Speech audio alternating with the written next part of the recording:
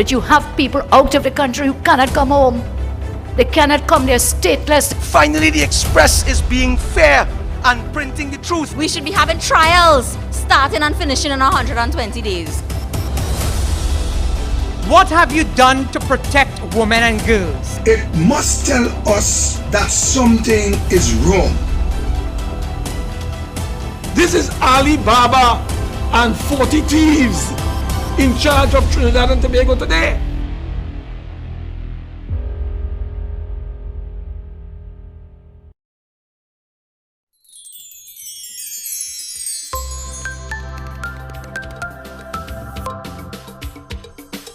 Live from the United National Congress social space, this is the virtual campaign. Sing this song for peace and justice. For peace and justice. Sing this song for justice, peace and right. We now have the national anthem of Trinidad and Tobago, followed by a prayer.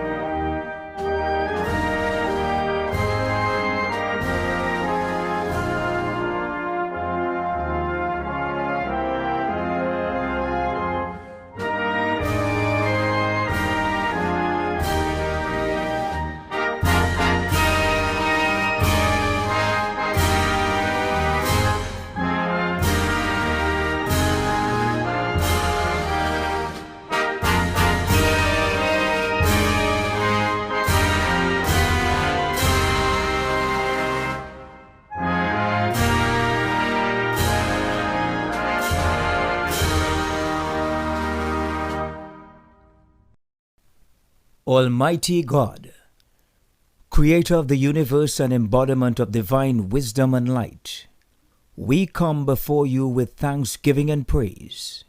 May your will be done in our nation as it is in the heavens. Please bless our political leader, party officials, activists, and all the people of Trinidad and Tobago. Give us the grace to always see good, be good, and do good, and the courage to serve the people.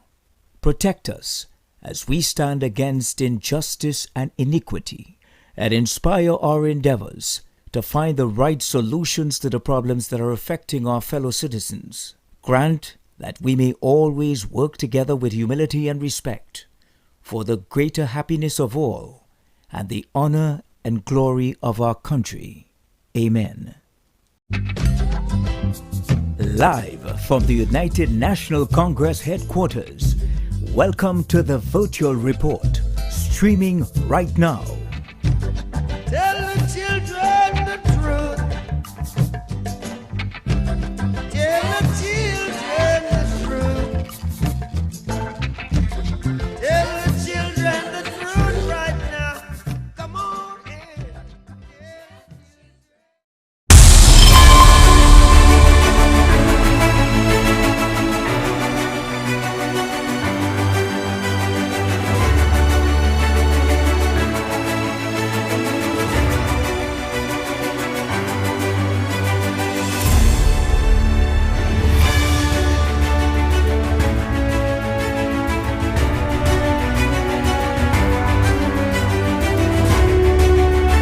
In the image of the United National Congress, UNC Public Relations Officer, Dr. Kirk Mehu. Good evening to the political leader of the United National Congress, the Honorable Kamla Persad-Bissessar. To all my fellow speakers, and to you, the members and supporters of our great party. My name is Dr. Kirk Mehu, and I am the Public Relations Officer of the United National Congress. I've been asked tonight to speak to you about our new party newspaper, The Checklist, which was launched on Saturday, the 7th of August, and promises to change the face of politics, information, and media in Trinidad and Tobago. But first, before I begin, I think many of you might be asking the question, why do we need a party newspaper? I could probably go on and on about it, but in the end, the reason is very simple. We cannot rely on other people to get our message and our stories out. Sometimes it's just a sort of ignorance or omission by the media, or a kind of parochialism based around Port of Spain from people who boast about not going beyond the lighthouse.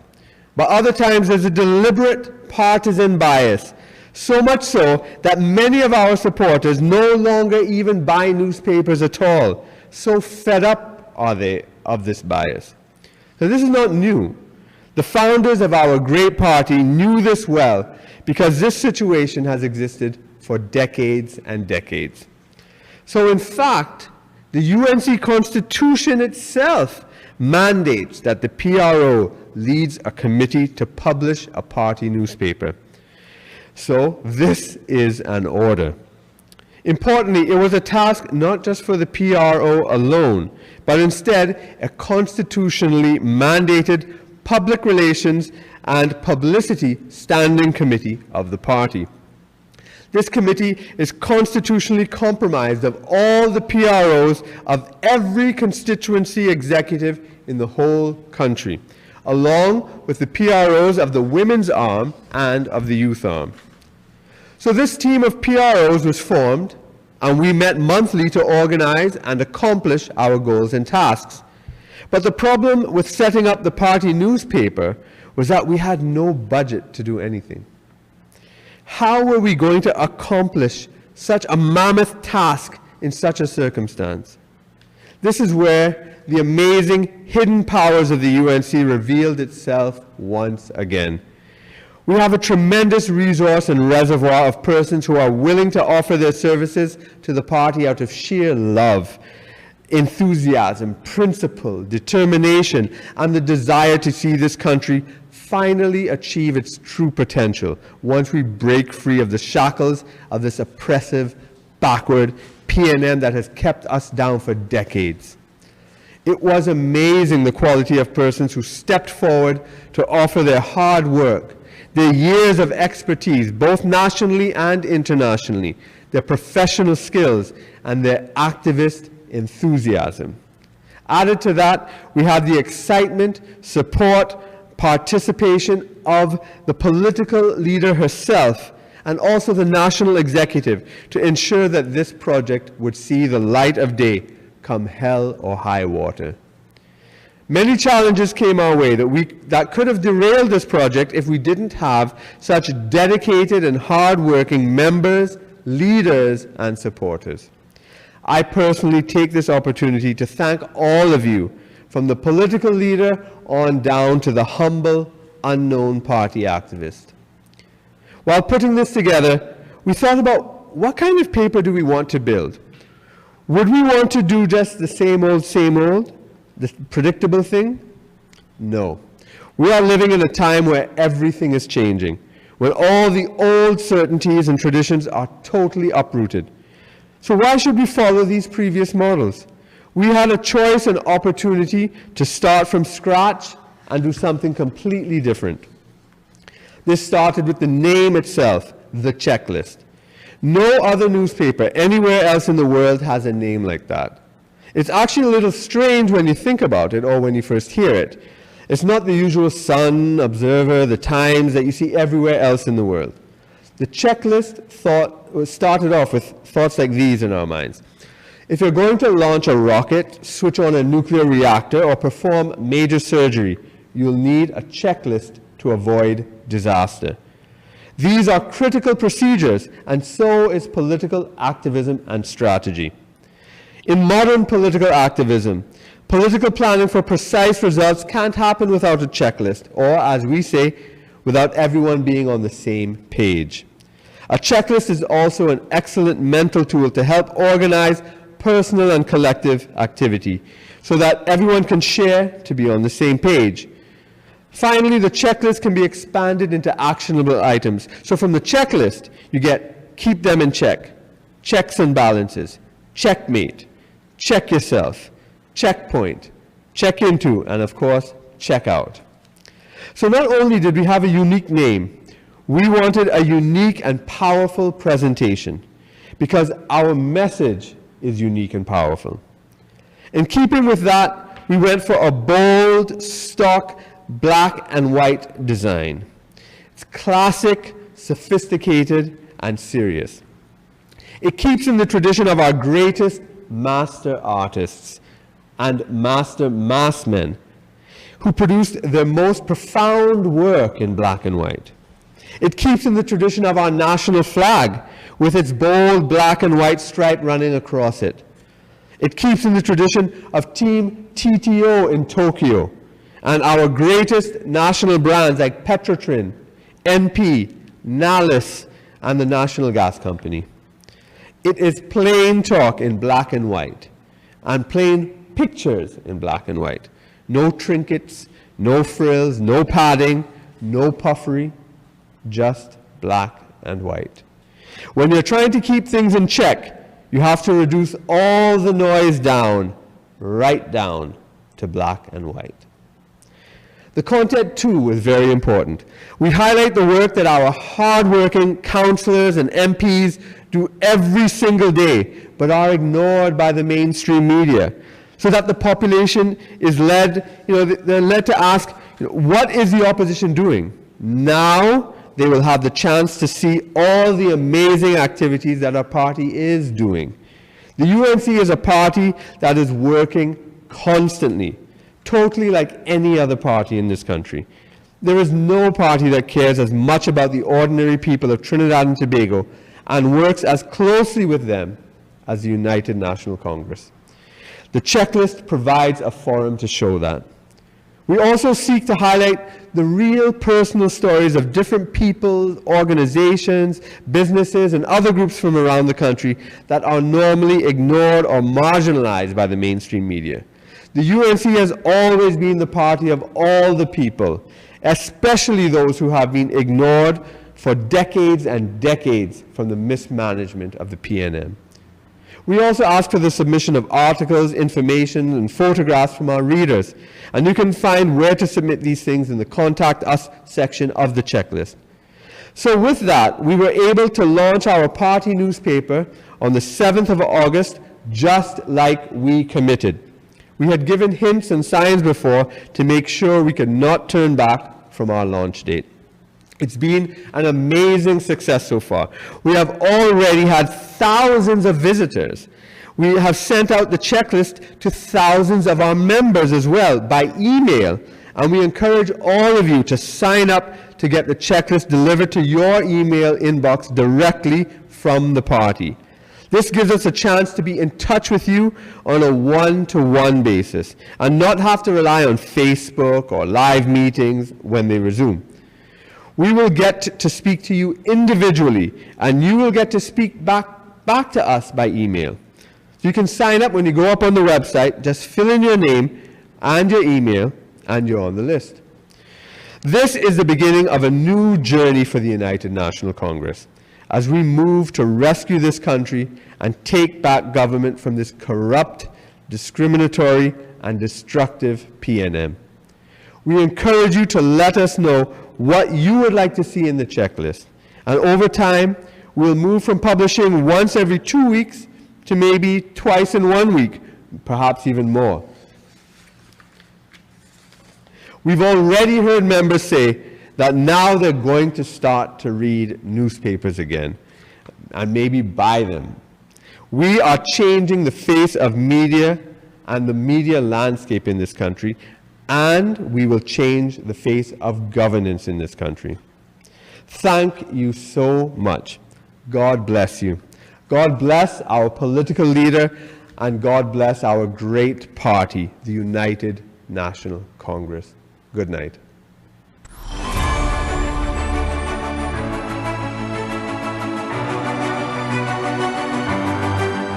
3 black men were killed in full view on video, just as we are seeing now in America. And all of a sudden, we have reactionary politics from Keith Rowley. the usual Community Recovery Committee.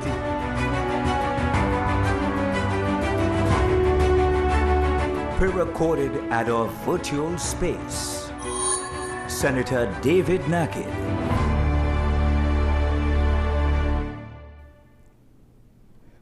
In the name of God, the most gracious, the most merciful,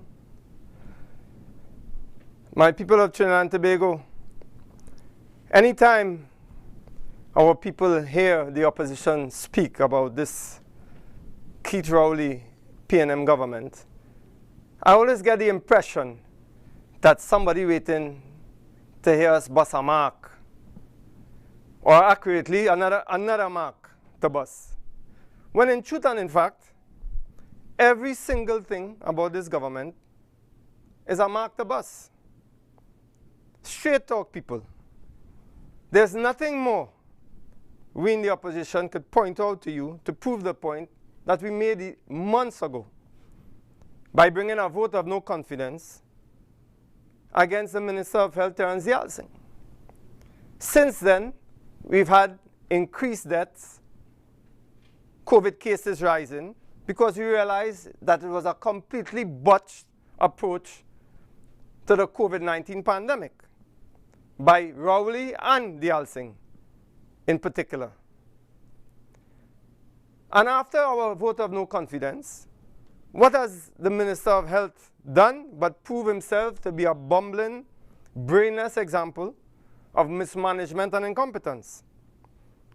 From horrendous messaging to incorrect information and planning, and almost a Flintstone-like bungled vaccination rollout with our elderly, our most vulnerable, forced to endure the most brutal humiliations under the scorching sun, incessant rain, only to be told that 50 vaccines would be available after thousands had lined up.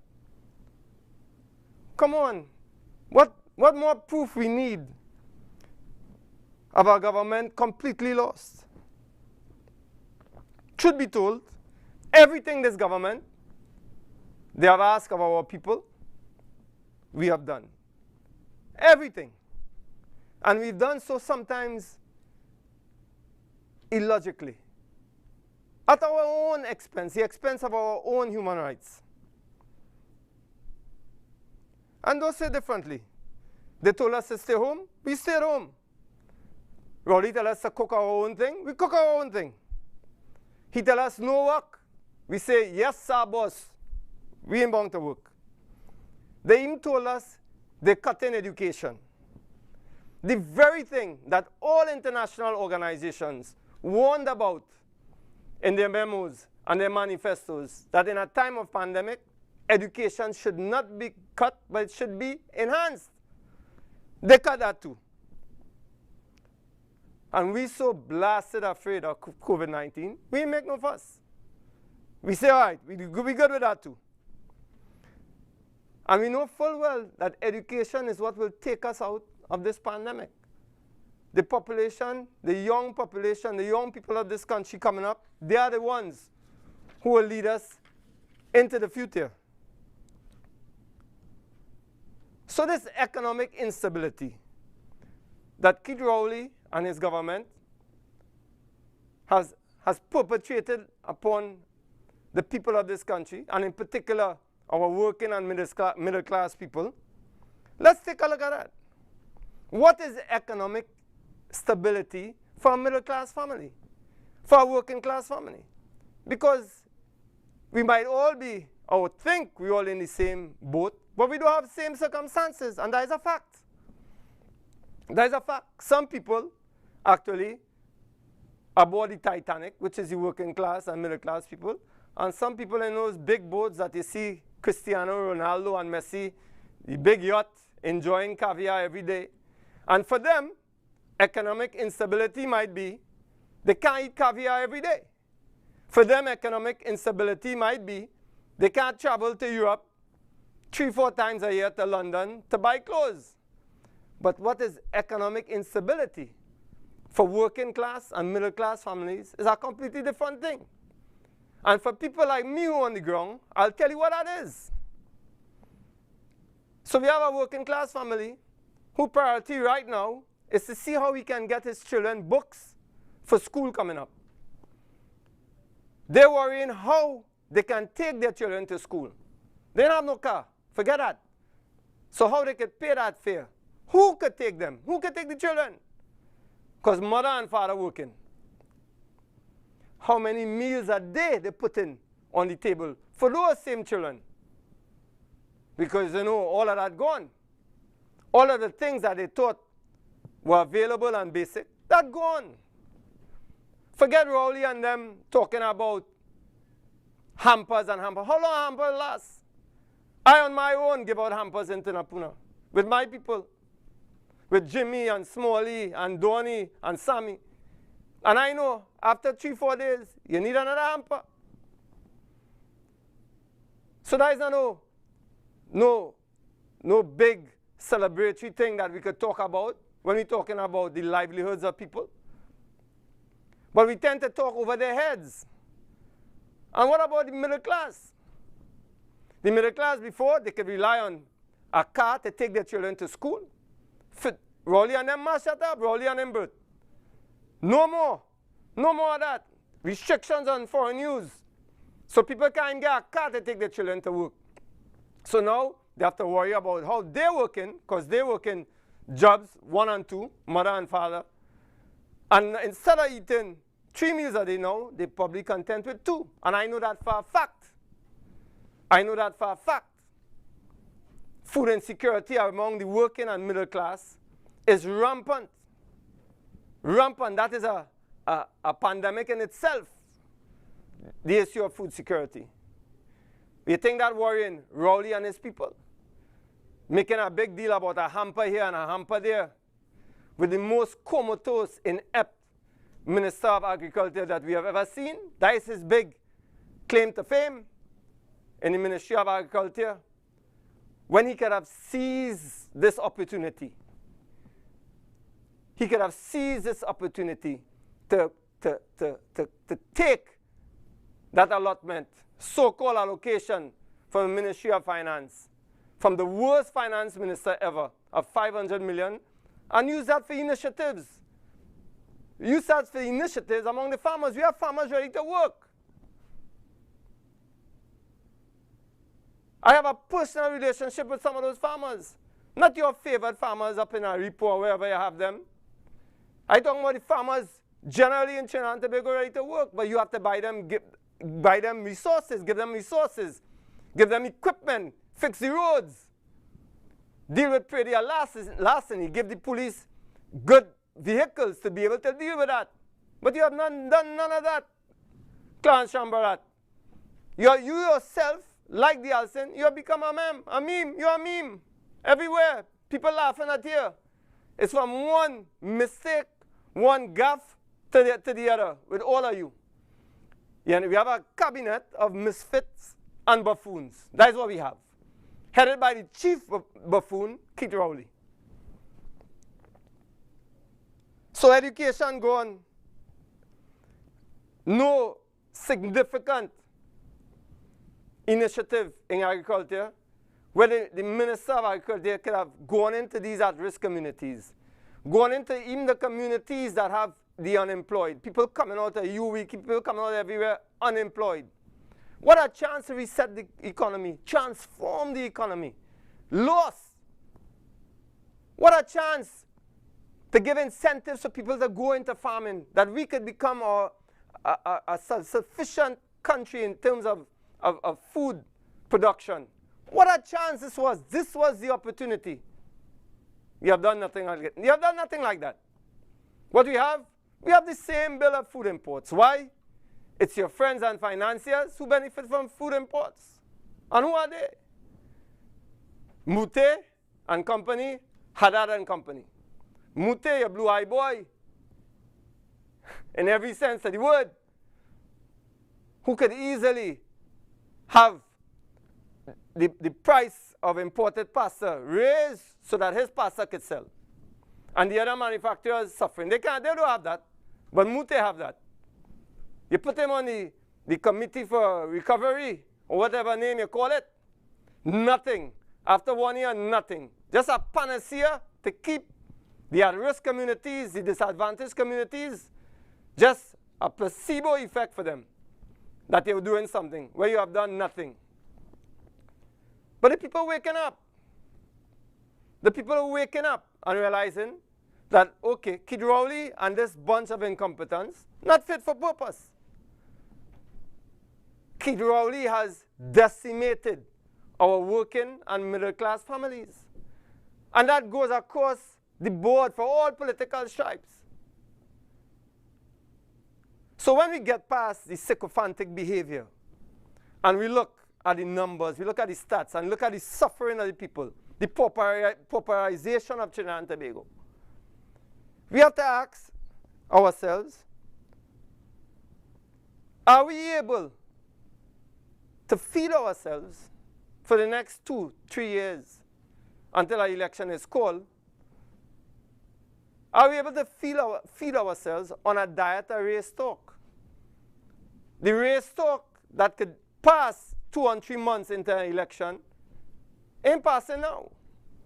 It's not passing now. Race talk and Kamla this and Kamla that and Indian this and Indian that. That's not feeding your children. That's not feeding your hungry children for the next 2-3 years. And I know because I'm on the ground. And I see the shy, bashful looks when PNM people have to come to me to ask. I see it. And they know I'm not asking you who you vote for. I'm not asking you what is your political affiliation. They know I will help. And they know our leader will help because she has mandated that to us. I never forget that. When she sent that to us. Help who you can help. She didn't say help UNC. She said help who you can help. In other words, help everybody that you can. Although we have limited resources.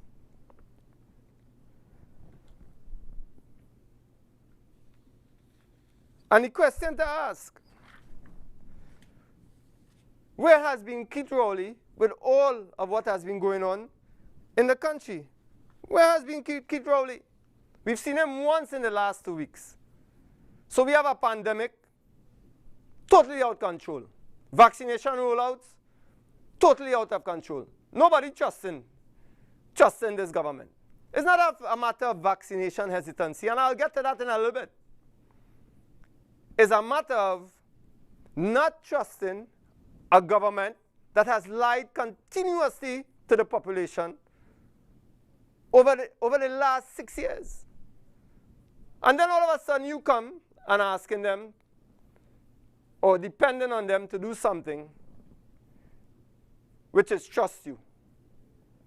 No, they're not trusting you.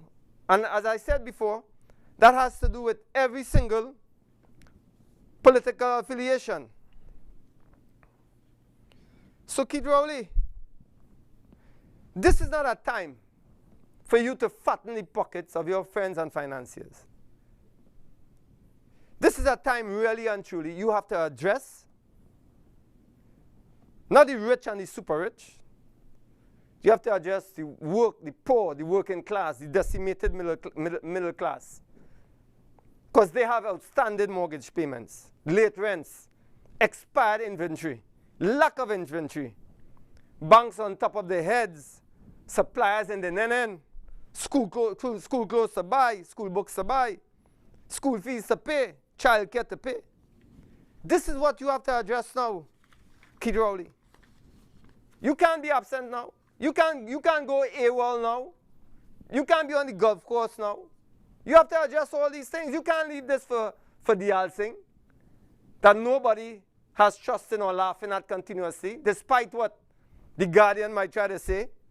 That bastion of mendacity, Guardian newspaper. Imagine the Guardian newspaper asking for or seeking to have a referendum on the government. Well, decline their opinion in the government in a very specious article, calling on different opinions. And one of those opinions, who it would be? To comment on our own party, the PRO of the PNM, who give Rowley 10 out of 10 and give the PNM 8 out of 10. I think even the most diehard PNM fans or supporters laugh with that. So nobody's seeing Rowley except on the golf course. And we have videos going viral about, and let's be honest, it's an impending social upheaval. We're not in a good place. I know, so when we see the videos of the Camacho brothers, and hear Gregory Aboud and Peter George talking to them, their employees like, you know, we still on the plantation, like, you know, Master Day ain't done. And that's how it is. It mightn't seem so to them, and I understand that. I understand that. The Camacho brothers, when he go among his milieu, as well as Aboud and George, they will tell them, boy, you really care about the employees. They will tell them that. And they will feel so. Not realizing that the relationship between employer and employee is not a unilateral one. It's one of consensus. It's one of trust. So instead of the Camacho brothers saying or bringing a health professional, a health educator to talk to the employees, not looking like one of them old land barons in one of them old Western movies, well, gather around here, boys, and then talking down to them, well, if all they can do this, how to protect my business. That's specious stuff. That is specious stuff. Yes, you have to protect your business, but not at the expense of what people believe will be the loss of life. And that goes for Martin George and all the heads of these chambers of commerce. And I am one on the record who have said, after consultation with your physician, if you're given the clearance, you should be vaccinated. But you do not negotiate a human right. And this goes for Ansel Roger, and for all these business owners, and for Martin George, and all of these people who feel they can all of a sudden interpret the law they want. It's almost a kind of fascist mentality. And that goes back to the atmosphere of impunity that Keith Rowley has allowed to pervade. He should have come out like Keith Mitchell and let his view on the matter be known. Keith Mitchell, I'm not in total agreement. Keith Mitchell of Grenada came out, at least he said, he not going to mandate anything to do with vaccinations. But, and then he went on to say his opinion. We have heard nothing from Rowley and this government. They're content to see the boiling and the discontent that is happening between the citizens of Trinidad and Tobago because it suits their agenda. It suits their agenda. They want to see that discontent. So, I believe that this is a time for sane heads, for logic. Nobody can dictate to somebody what should be their personal choice. So when Martin George and they talk, when these business owners talk, they haven't consulted with people on the ground. Because when I talk with people on the ground, they're not the uninformed people that you all think they are. They're not the uneducated people that they think they are. When I talk to Junior Williams, Bullet, long time friend of mine, when I talk to him, he could tell me what this doctor say and what that scientist say, and he making his own judgment on whether he want the vaccine or not. So don't think it's a bunch of uneducated natives you're talking to. You have to have consensus. You have to consult with them. And this is what our leader has said. So where's Roger? Roger and they negotiating with business owners on a matter of a human right. You don't negotiate a human right. A human right is a human right. I'm not negotiating on that at all. I'm not kneeling for no human right. I'm not kneeling and ask you if I can kneel, and you telling me when I could protest and when I could protest. And it's a human right. I'm fighting for that. And we in the UNC, fighting for you.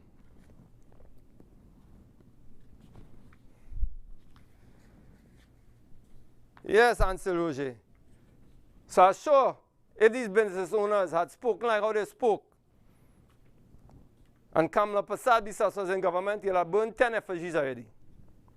But you're still waiting for a little kakada from Petrochin, eh? You're still waiting for them, for something to happen with that. Well, you wait, partner. So, 18 to 25 billion spent, according to the government. And not one societal sector of Trinidad and Tobago satisfied. Forget happy. We don't want to be happy. We want to be not even satisfied. Nobody. But this brings all of this back to the communities, and that's who I want to speak to, because I am the ground. And I keep stressing to people in St. Joseph, Tinapuna, buy in your community. Keep the economy in your community vibrant. You don't need to go and front for anybody and buy in Massey or True Value or wherever. You don't need that unless it's something absolutely necessary. We're not calling for an economic boycott of anybody. We're calling for a common sense boycott. If the government has pauperized people and you can't buy in Massey, and I'll give you a practical example. When you go in Massey, a Callaloo pack, I think it's gone up from $11 to $14 or some kind of crazy thing. So that same pack you go in the market, you go in your community, you get it for $5, $7. So why are you going to Massey and buy that? Why are you going anywhere but your community? It's your community who will lift you up when you're down. When you're hungry, locked down. According to Senator Roberts, locked down, broke down, all kind of thing. When that was your situation, who raised you up? People in your community. So keep the economy of your community vibrant. That's where everybody should be looking to right now. And it also sends a message to the people who think they can determine for us on the ground, for us on the east-west corridor and around the country, especially in the disadvantaged communities, who think that we need them more than they need us.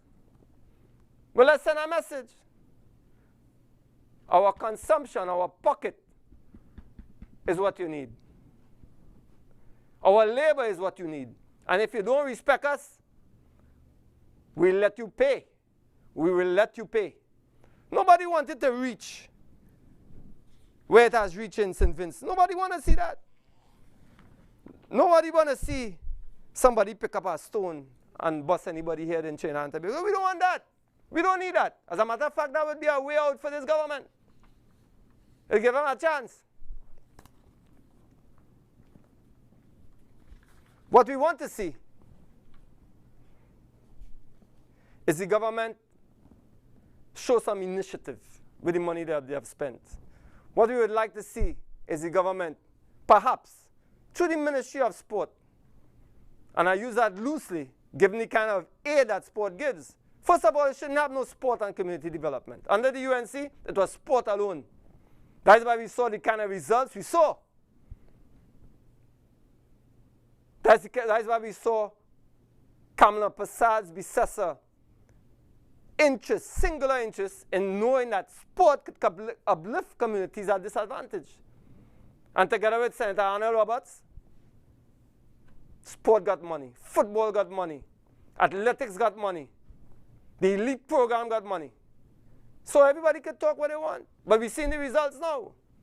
Perfect opportunity for Trinidad and Tobago to advertise itself on the global stage, and we were embarrassed. And the PNM affiliated president of the Olympic Committee, him alone, nobody else, because that committee are good people, I know them. Annette Knox, there are good people in that, excellent people like her. But him, vexed with Atto Boland, to show you the ridiculous nature of PNM and their people. He vexed that Atto Boland made his statement, no medals for Trinidad and Tobago. He vexed. Atto could talk. That's why he said, I saw him in the interview with Fazir. Atto could talk because that's what he paid for to do, talk. No, he wasn't talking. What he was telling you was, as an expert, and who more expert than Atto in athletics? Who's more? He was telling you that you did not put things in place. He was telling you that you're selling a lie to the people about so many medals to be won and how many medals? 8 medals or 10 medals in 2020. What kind of, we know nothing coming out of that. I, who am not an athletics expert, I could tell immediately in the heats who was fit, who was not fit. Who prepared well, who not prepared well. Because I'm a professional. That was my work for almost 40 years. So if I could know that, for sure Ato Boulder know that. And instead of listening to him, you want to criticize him or live vex with him. Listen to the experts. And that brings us back to the Trinidad and Tobago economy. Listen to the experts. And it's certainly not the PNM. Have decimated the economy. Where is Rowley in coming forth and putting a serious order to the banks through the central bank that they have to stop their predatory practices? They have to ease up on the small and medium enterprises who they are the ones who fuel the poor and the middle class. As a matter of fact, many of the middle class, they are medium enterprises or small or medium enterprise owners. These are the ones that we have to pay attention to. Forget the rich and the super rich for now, Keith Rowley. Forget them. Forget the renting of buildings for millions. Forget that for now. Focus on the people hurting. So what you are seeing in St. Vincent and what you all are worried about, that we don't want that to happen here. We don't want that to happen here. That will not happen here. Because we want to see any politician head bust. But what we are asking for, Keith Rowley and the PNM, is to call elections and let the people choose the party that will take them forward into the future through this crisis, through this depression that we're going through. And we're not busting heads. In that election, we'll bust your throat. Thank you, Trinidad and Tobago.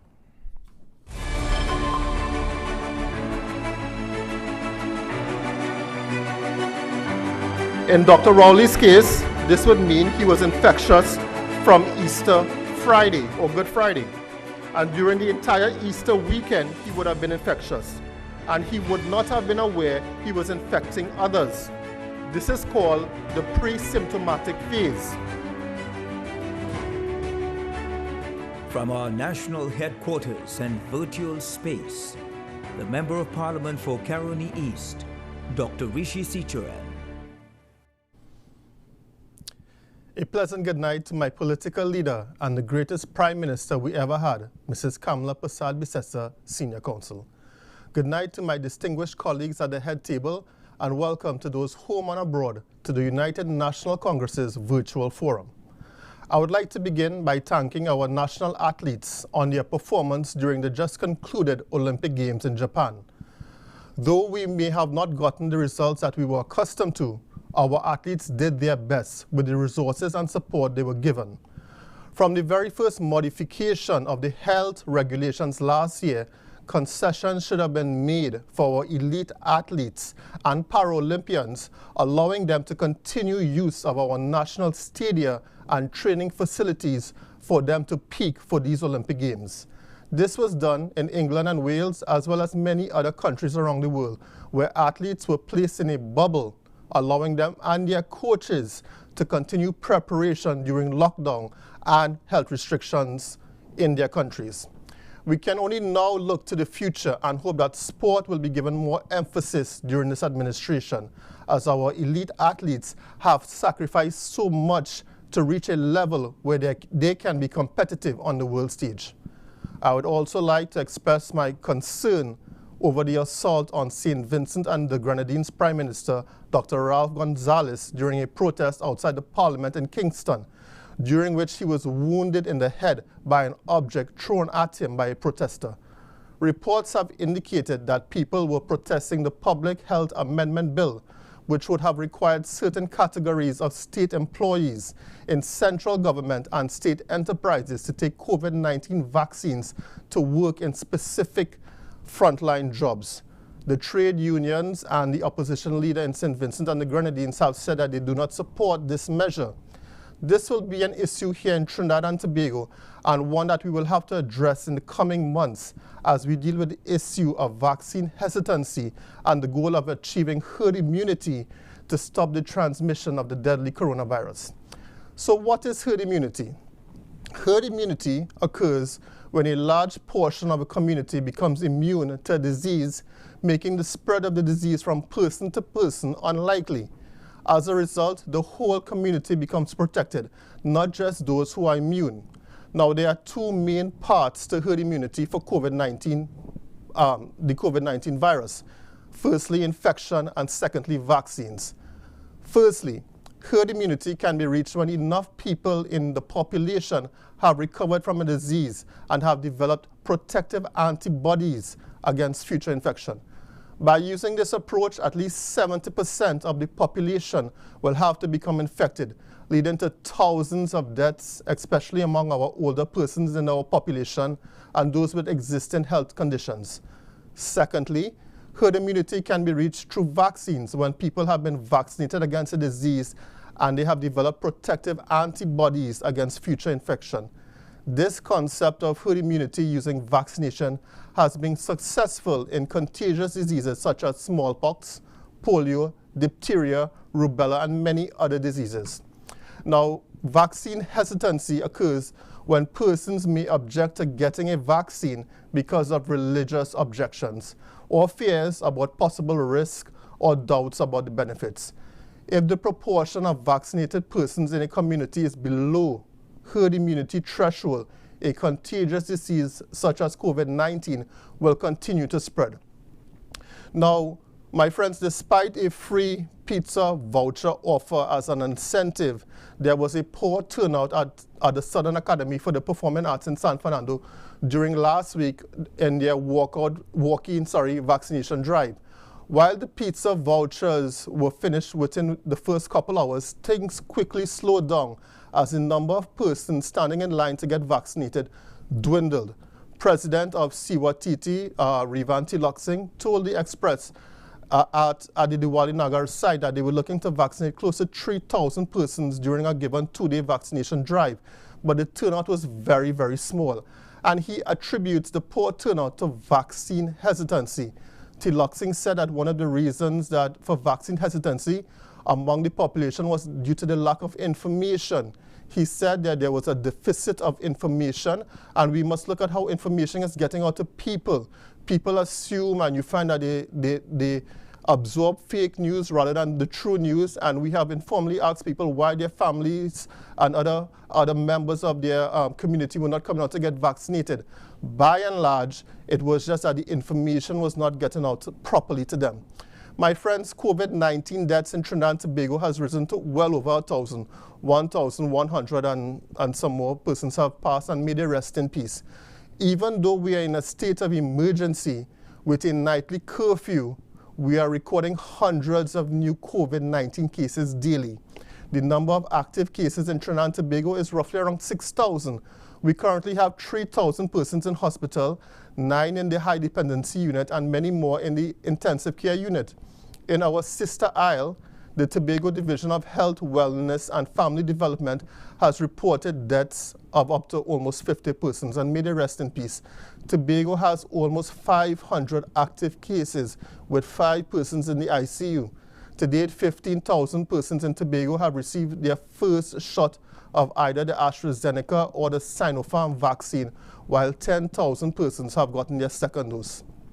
At a national level, a total of around 415,000 persons in Trinidad and Tobago have had their first dose of a COVID-19 vaccine, of whom 222,000 persons have had their second dose. But national vaccination process has been slowing down. In the past week alone, we have administered only 4,500 doses of the vaccines, and we were targeting between 10,000 and 15,000 persons to be vaccinated during this period. Minister of Health Terence Dialsing is on record of saying that the country was not where it needed to be with regards to vaccinations. It was hoped that currently in Trinidad and Tobago, we would have roughly 500,000 persons with a first dose of the vaccine, but we are currently at around 400,000. Now, this is only about 30% of the population. No one knows exactly the percentage of citizens that would be required to be vaccinated in any given country to achieve herd immunity, as this is a new virus. But we are expecting that this would be upwards of 70%. As right now, it would be a risk to allow our children into schools in September with such a high percentage of our population unvaccinated and so much of the disease and the virus circulating in our communities. Just one case of a COVID-19 person in a school would spread like wildfire, resulting in children becoming infected and them taking the virus home to their families. My friends, the government is under serious pressure to restart school with the students in classes, as they have destroyed the laptop program and have been unable to reach many students on the virtual platform over the last year.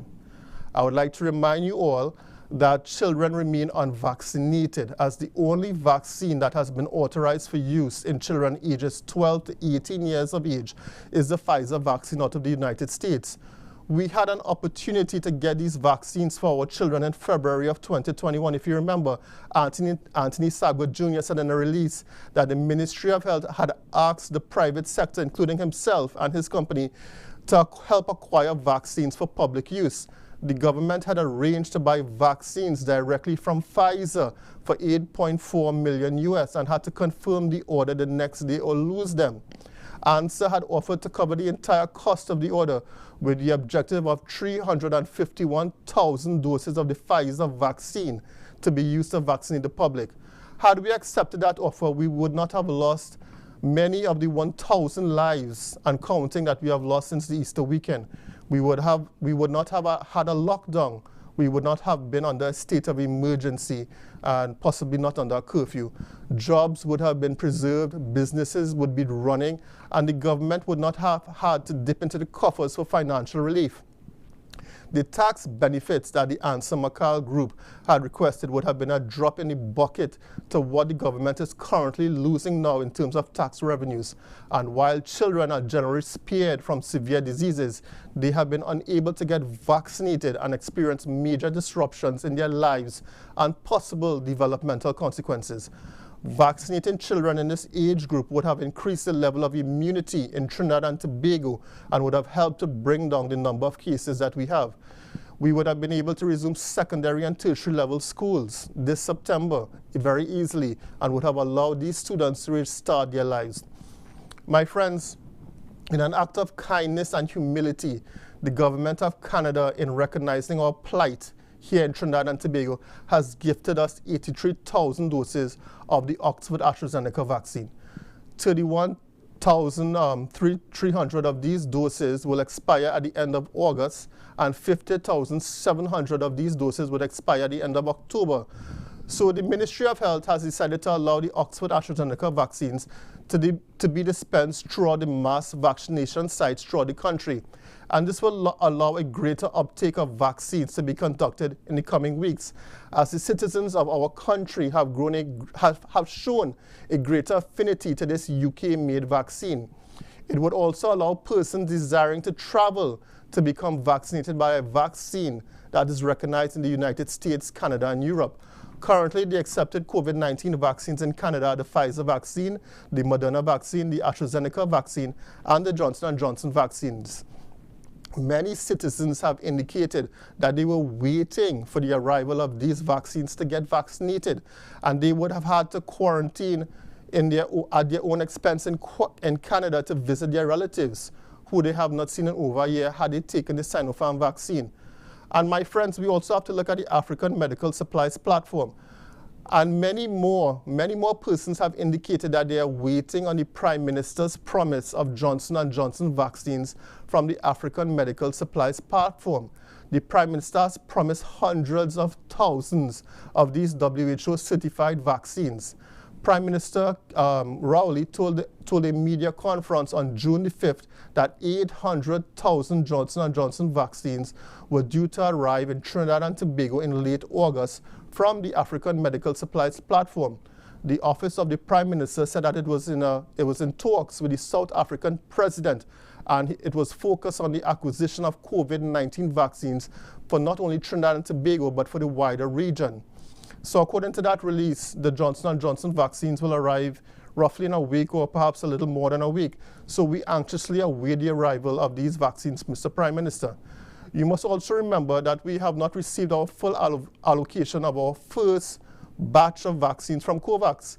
The Minister of Health has indicated that our initial allocation of 100,800 vaccines was broken into 3 tranches. We received the first tranche of 33,500 vaccines on the 30th of March, and we received the second tranche of the same amount of vaccines on the 10th of May.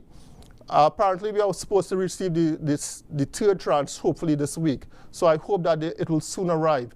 So it's quite apparent that why citizens have not flocked to the health centers to get their Sinopharm vaccines. Many have listened to what our leaders have been saying and have believed them. Many astute and discerning citizens have recorded the dates of the arrivals of these WHO-certified vaccines from COVAX and the African Medical Supplies Platform, and has decided to follow the 3 Ws and wait for the Oxford AstraZeneca vaccine or the Johnson & Johnson vaccine. Who can blame them? They were told to do this by those in authority. In an attempt to utilize the hundreds of thousands of Sinopharm vaccines acquired from the government of China, the regional health authorities are now going door to door to help boost the number of doses that they can give to persons in Trinidad and Tobago.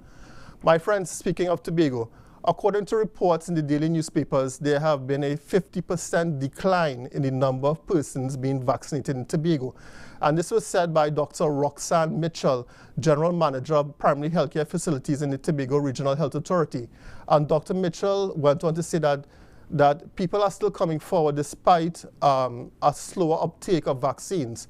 Generally, what she said is that they're seeing a slowing down not only in Tobago but nationally. At one point, Dr. Mitchell said that they were seeing up to 600 doses per day, but it has fallen significantly to roughly around 300 doses of the vaccines per day. And then there have been also the issue of vaccination at the elderly homes. And what Dr. Mitchell said is that approximately 42% of residents in elderly homes in Tobago have been vaccinated, so the rest have not been vaccinated. And this is despite pleas by the Minister of Health, Terence Yalsing, for guardians of residents to sign consent forms for the elderly to receive their jabs. And it's not only the elderly homes that have seemed to have issues with vaccination in Tobago. In terms of healthcare workers, Dr. Mitchell has also said that 53% of healthcare workers from both the private and public sectors have been vaccinated. So that means 47% have been not. PDP Deputy Political Leader Dr. Faith Bisrael has called for random COVID-19 testing of health workers, as she has insisted that there is an outbreak of COVID-19 at the Scarborough Hospital. Her call came following its statement in July by the Division of Health and Wellness and Family Development confirming a cluster of 18 COVID-19 cases in the hospital. The Newsday newspaper stated that the spread started at the male medical ward and included medical staff and patients that were infected. Dr. Bisrael has also said that a policy must be devised to ramp up testing for persons that has to be admitted to wards in the hospital. Considering this development, she advised that there should be clear plans and policies to ensure the operation of the hospital is not compromised. So the question should be asked, why is it that not even healthcare workers seem to be rushing to get vaccinated, even though they are the ones that are working in a high-risk job? Is it because that they are waiting for the AstraZeneca vaccine, or perhaps the Johnson & Johnson vaccine promised by the Prime Minister? In an attempt to reach herd immunity, we as a nation may be faced with what is ongoing in many of our CARICOM neighbors' countries. This administration may look to a vaccine mandate to get sectors of the population vaccinated and thus get us closer to herd immunity. Now, this may be done through schools and universities, whereby all students will be required to be vaccinated to continue their secondary and tertiary education. It may also be mandated in hospitals and medical centers. Many hospitals and major health institutions may be required to get their employees vaccinated against COVID-19, citing the eventual arrival of the Delta variant and the associated increases in the number of cases in that country. Another sector may be also the public service, whereby all government employees maybe have to get vaccinated against the coronavirus or may be forced to submit to regular testing, social distancing, and mask wearing. Also, it could be mandated for proof of at least one vaccination for a variety of activities for workers and customers both, including indoor dining and gyms, to put pressure on people to get vaccinated. This has been dubbed vaccinate to participate in other parts of the world. Indoor movies, indoor sporting events may also require people to show proof of vaccination to enter. The government is not where it wanted to be in the second week of August of 2021 in terms of vaccination, and the conversation has already begun by local commentators in the value of a vaccine mandate. Before those in authority choose to cast blame on everyone and everything else, they should take a long look at what they have done to increase vaccine hesitancy in this country. Having medical doctors conduct a scientific meeting in front of cameras weekly did not help our cause. How many in the population really understood what the doctors were saying with their graphs and medical jargon? It seems not enough. I have called for a sensible approach to public health education since my first contribution in Parliament during last year's budget debate, where I asked for those in the entertainment industry to be contracted by the Ministry of Health to do what they do best, to sing their way into the hearts and minds of our population.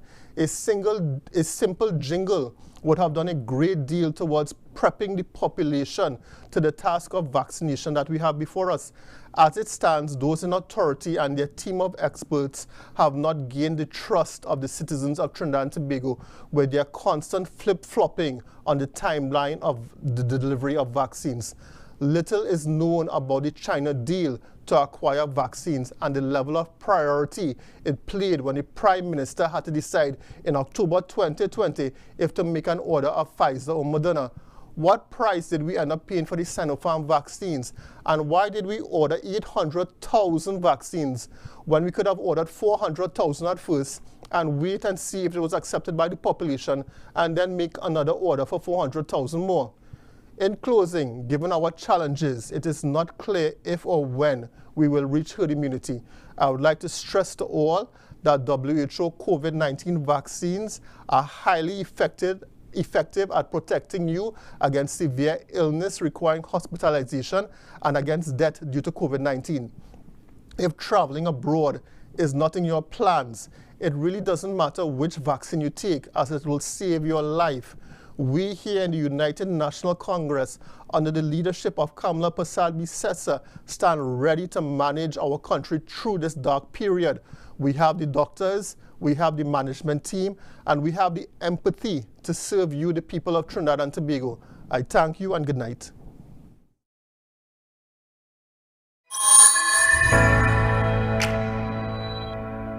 Over the past 6 years, we have seen attempts by the government, PNM government, to erode our democracy and infringe on the rights of citizens.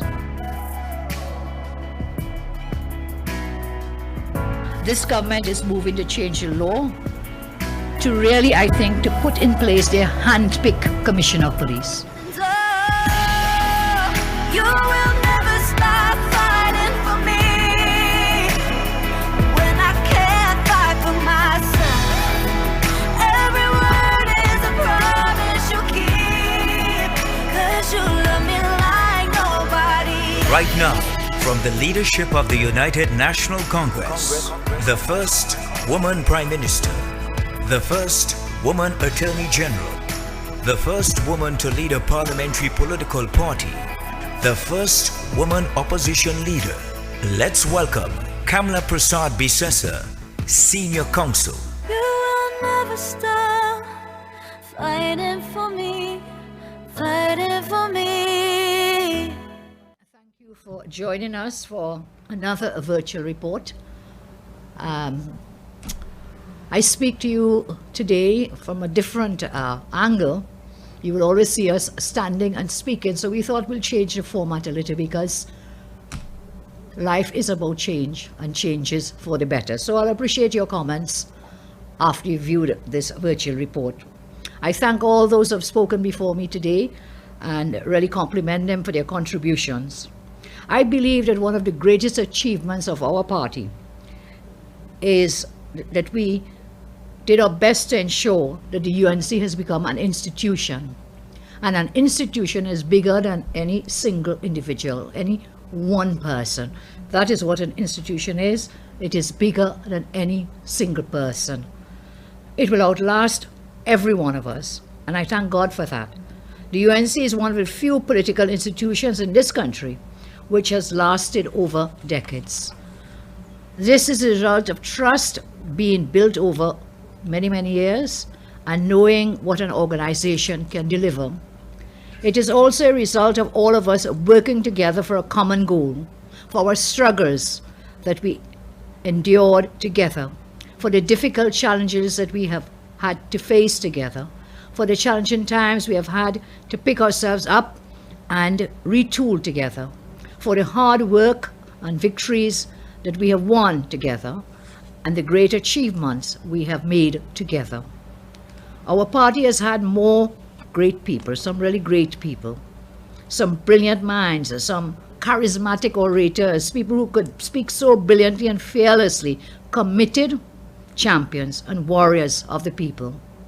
I salute them for what they have done and what they've brought to our great party, and for taking us to where we are today. But as we move forward, we have to adapt and increase the number of platforms we use to get our messaging across. That is why on Saturday, we launched the first issue of the official online newspaper of the UNC, The Checklist. And I'm very proud of the work done by our PRO and the publicity team in putting together this particular platform for getting to reach to you, share with you, put out our messages to you. Through the checklist, we will continue our crucial role to defend and maintain the democracy of Trinidad and Tobago by keeping the government in check. That's a very important part of the checklist. The checklist will keep citizens up to date on the aims, the policies, activities of our party and our many hard-working activists, our parliamentarians, our supporters. The checklist will ensure that we are all on the same stage and page in going forward in our great party's mission to rescue Trinidad and Tobago. And so tonight, dear members, I want us to think about building our party and putting it above individual egos and ambitions. We may face disappointments at times, but you know that this is still the best party in our country. We know that this is the only party that has ever given good governance to TNT. We know that this is the only party which can and will defeat the PNM.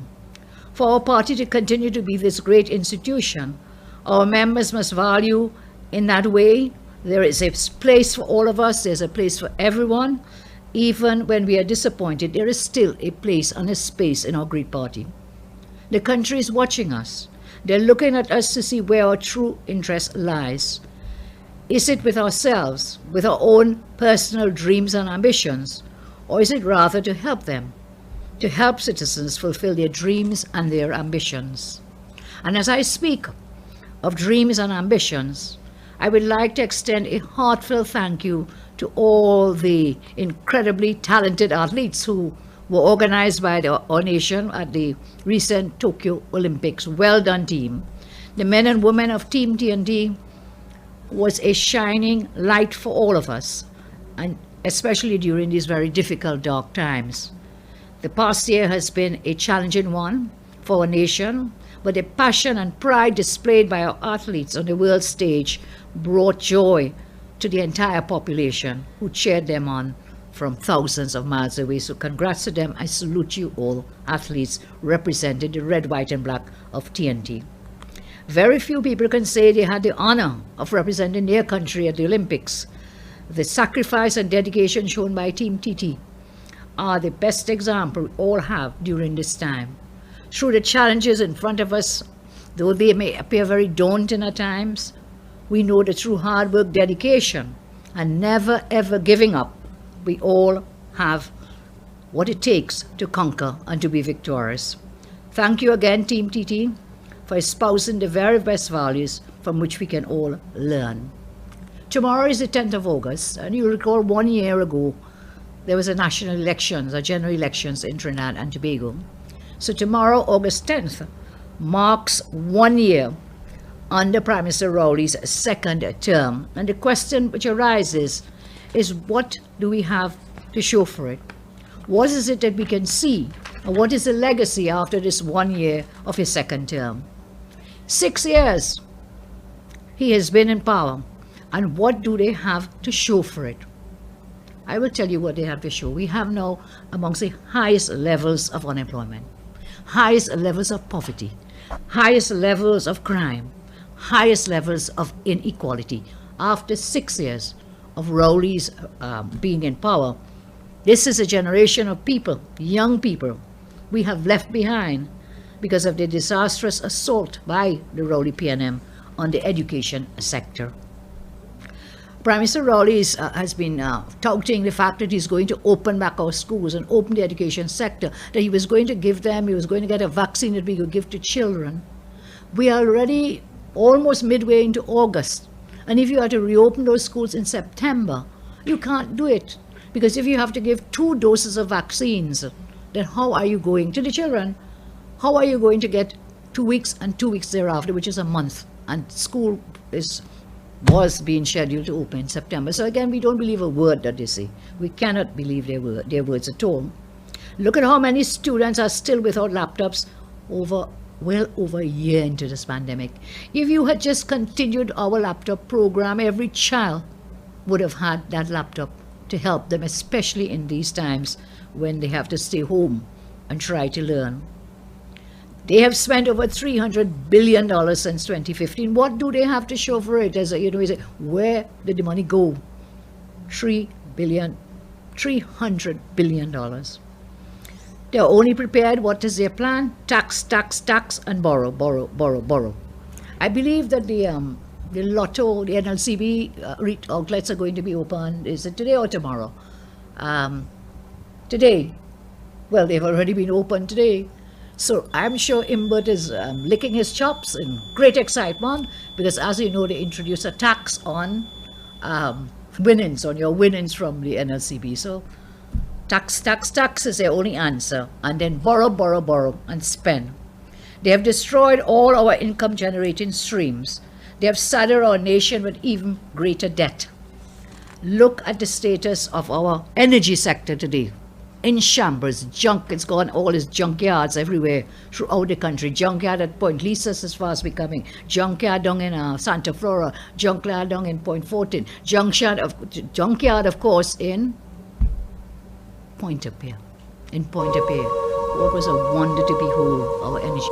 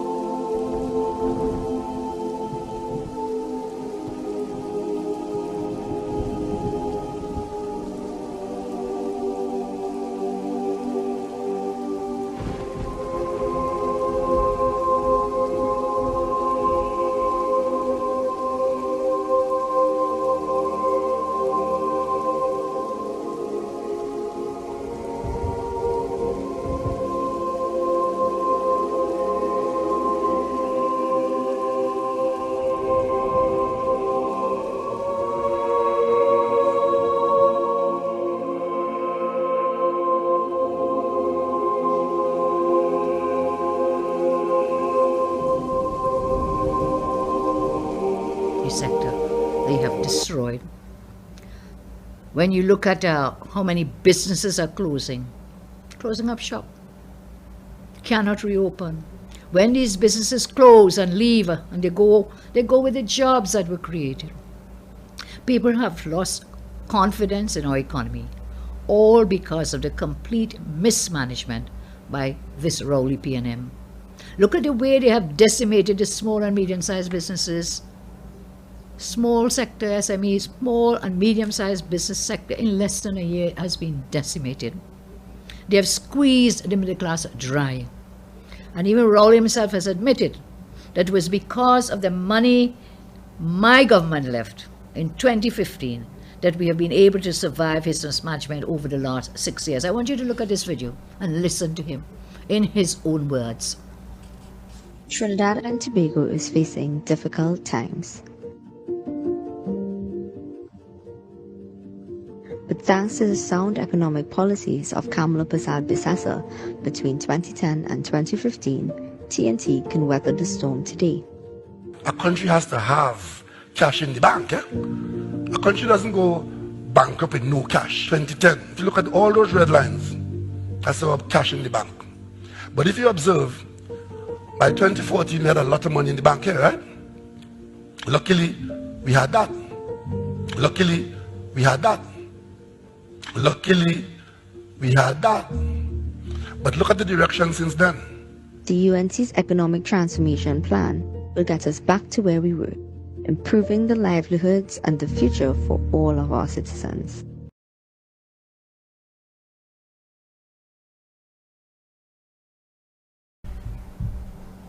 So you would have seen that video, and I say this is Mr. Rowley in his own words talking about money in the bank. Since 2015, Mr. Rowley and Mr. Imbert have spent almost $6 billion of our savings. $6 billion US. That is about 42 billion Trinidad and Tobago dollars in their past 6 years. And I cannot see for the life of me where that money has gone. I'm sure if you examine every part of our country, the infrastructure is down, everything is down, nothing. What have you done with $42 billion Trinidad and Tobago dollars in your 6 years? Now, I don't want to dwell too much on COVID, but I must say something now, because we've been battling for this so long, 17 months, and it is taking a mental toll as well. I just want to spend a minute debunking the P&M's narrative, false narrative, that they have to so carefully crafted that everything going wrong with the country today in the economy, it's COVID. Blame COVID. And when you're tired blaming COVID, blame Kamla. When you're fed up, blame Kamla. It's blame COVID all over again. Let's get that out of the way because it's not the truth. They want people to believe this so badly because that way they get no blame. You get a free pass. But it was their poor decisions. It was their utter lack of wisdom. It was their incompetence and their lust for power that have us where we are today. It wasn't COVID.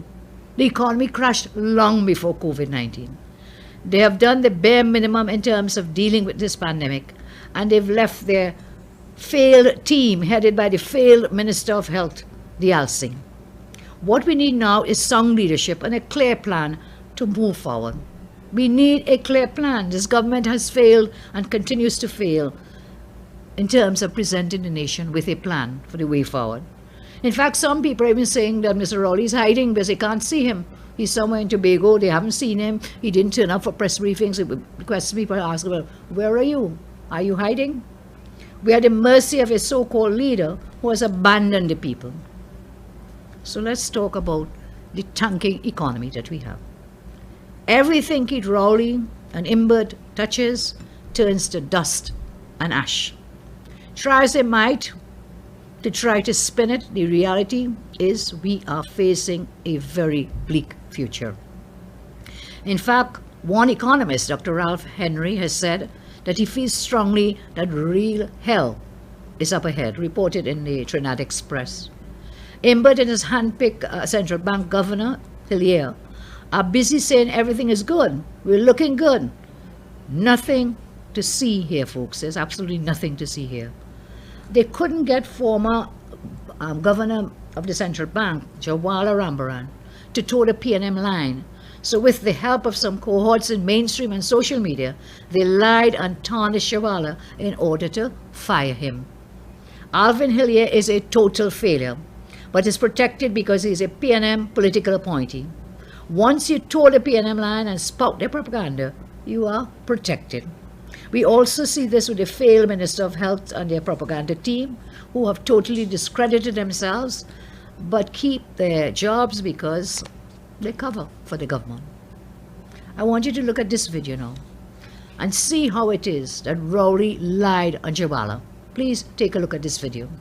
I first met Minister Imbert 2 weeks after he became Minister of Finance, and that was after repeated requests to meet with him. And at that meeting, Imbert was only interested in one thing: how could he get his hands on CLICO's assets? And when I told him that the central bank had already formulated the CLICO resolution plan that had basically identified the assets that would be sold, when they would be sold, an estimated price, and we had already informed the public in the interest of transparency and good governance what this plan was all about, he just then became vexed and abruptly ended the meeting and walked out of the room. At no point in time then did we ever discuss the central bank overdraft. Did we discuss any issue facing the economy, such as foreign exchange? There were no discussion on economic matters. The governor of the central bank came to the new Minister of Finance smiling to advise him that we only have cash to run the country for 3 days. Let me come back to this lie that the country only had 3 days worth of money to run. First, we were already in September, which means at the end of that quarter, the oil monies would be coming in. We had about $5.5 billion in the Heritage and Stabilization Fund and over $10 billion in official reserves. So there was no way that you could say that the country had no money and that the treasury was empty. That is one of the big lies that has been propagated together with a series of lies.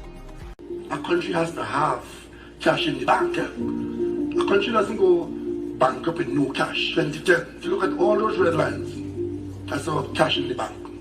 But if you observe, by 2014 we had a lot of money in the bank here, right? Luckily, we had that. So there you would have heard Rowley, in his own words, lies that he spewed on Imbert, well aided and abetted by Imbert, the lies that they told to the country. Today I ask you again, where is the plan for diversification, innovation, anything to improve the business environment and encourage investment? Where is it? Where is the famous roadmap to recovery? Look at the retail sector. This weekend, the government announced that they intend to open the retail sector on August 16th, yet not a single measure has been announced on how they will get the sector going again. Thanks to Rowley's lockdown without a plan, this sector has suffered without assistance. The UNC has plans that the government can use, which we rolled out last year during the general elections 1 year ago. And they're still very relevant today. I would ask you please to look at this video. Now is the time to rescue and rebuild TNT. Take a look at this video, please. For a nation to tax itself into prosperity, it is like a man standing in a bucket and trying to lift himself up by the handle of the bucket.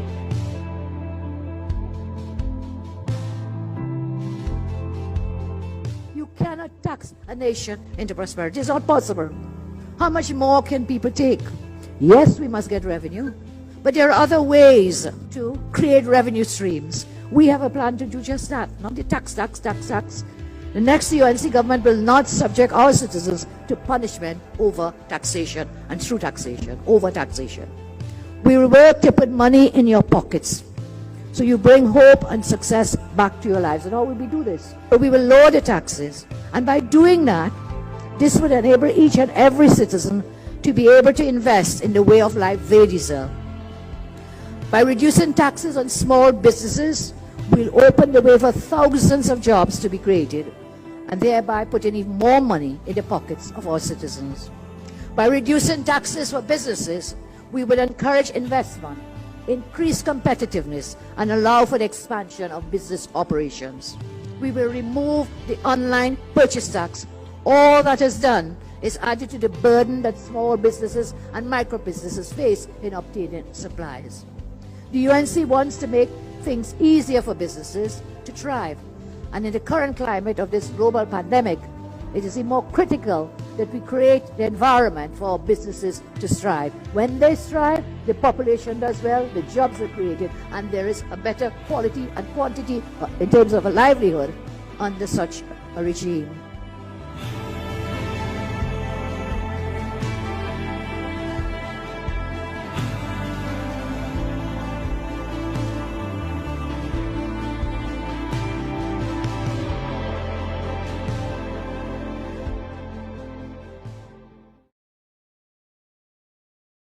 I ask again, where is the roadmap to recovery? Where are the conmen who helped sell the population the fake P&M roadmap? What are your plans to help businesses keep staff, given that demand would surely be down? What are your plans to help these businesses meet their rental payments and loan obligations so they can continue to function?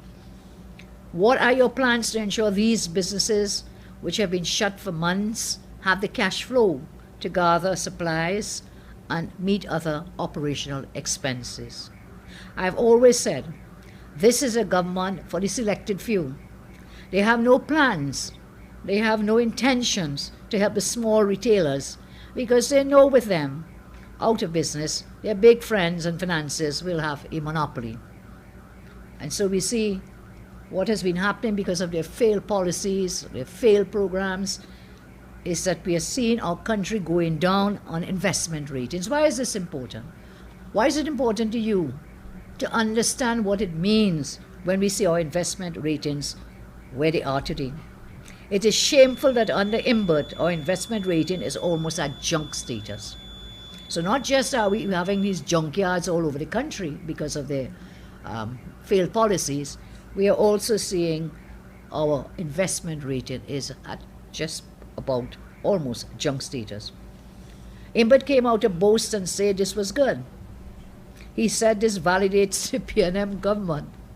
I mean, if we were not so serious, it is something that would make you laugh. That validates the P&M. The negative economic outlook is a reflection of how uncompetitive, unattractive, and broken our economy has become, thanks to Rowley and IMBERT. What does it mean? I asked earlier, and I said, what does this investment rating and negative outlook mean? How this affects you? How will it affect you? How will it affect our country and all of us? We always hear about this. Again, what does it mean? Foreign investors use this as a guide. They follow this when determining where to invest. When our credit ratings are low, we won't attract any new FDI. And you've seen for yourself, under the Rowley P&M, for the past 6 years, instead of having foreign direct investment, we've seen outward flows of FDI in the negative. It means less money coming in. It means less jobs. It means less opportunities. This rating also severely affects our ability to borrow internationally. You see, different agencies use different gauges to make their decisions as to whether they will invest or not invest. With Standards & Poor's, anything under BBB minus is called junk status. When our investment rating, with our rating being so low and outlook being negative, it means that economic hardship is on your doorstep, thanks to Rowley and IMBERT. It means that foreign companies will not want to readily invest in our country as before, therefore reducing jobs and revenue for our nation. Since 2015, every single reputable credit agency has consistently downgraded our rating. And this started happening long before COVID. Under IMBERT, I said, Every single international agency has lost confidence in our economy. Our citizens will have to deal with the effects of this. Fewer jobs and fewer opportunities for young people. And then we saw with the NIB report that they tried to hide. It's only when a brave individual sought help through his lawyers to file a claim against the Minister of Finance for his failure, his statutory duty failure to lay the NIB report. Then we saw why they were hiding that NIB report. Every day we see in the media that either a business is cutting staff or they're closing down and sending home all staff. We have a Minister of Labour who no one ever sees or hears from. No one even knows who he is. Look at how many people lost their jobs according to that same NIB report. Over 100,000 persons have lost their jobs since 2015 and the advent of the PNM. That is the legacy of the PNM after 6 years in office. So every single sector has had to reduce staff because of the disastrous policies by our government. They are coming with the budget very soon. When we go back to Parliament, as you know, Parliament is on recess, it will be budget time again. And let's see if they make any provisions to protect or to further attack workers. Let us see if they make policies to create opportunities or to limit them. My friends, as I come to a close, I want to assure you that your party, the UNC, is at work, hard at work, preparing for government. We have a plan. We have a plan which focuses on rebuilding our economy and getting people in sustainable jobs. I've shared some of this with you and will continue so to do.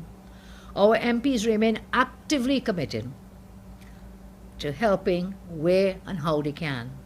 Every day I see them on the ground, assisting with hampers, helping others, helping persons to go to get their vaccines, providing transport and so on.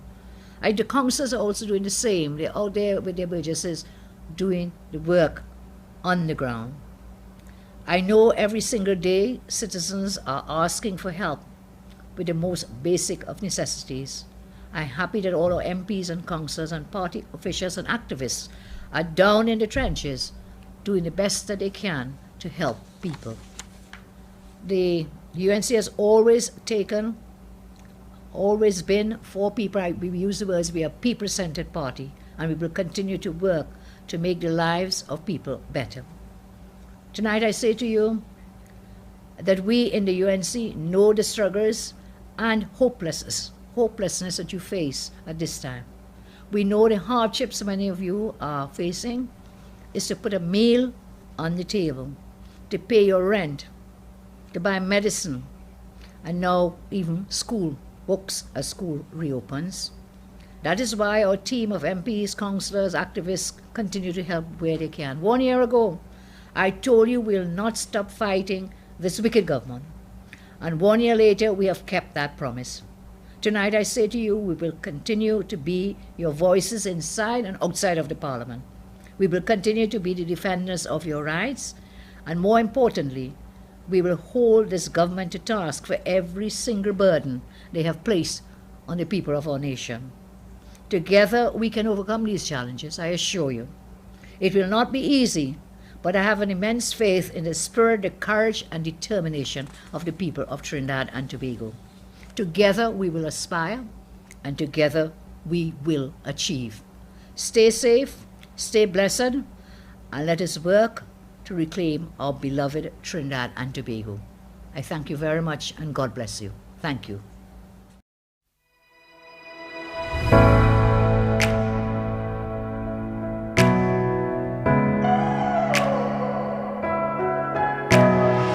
I need the kind of love that can outlast the night. I need the kind of love that is willing to fight when the going gets tough and my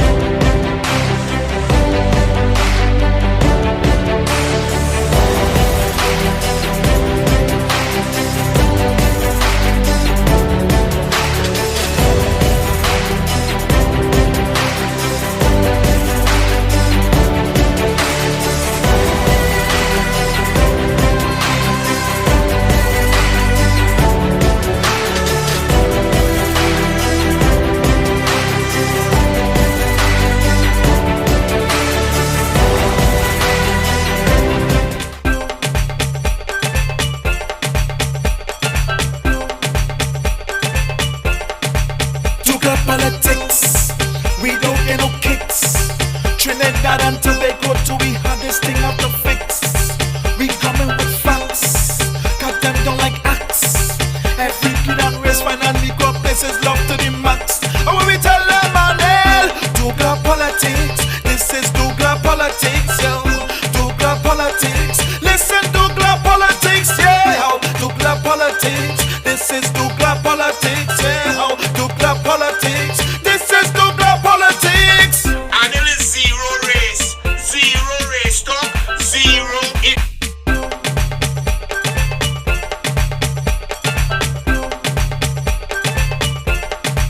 Douglas politics, we don't get no kicks. Trinidad and Tobago, do we have this thing out to fix? We coming with facts, got them don't like acts. Every kid and race, fine and Negro places love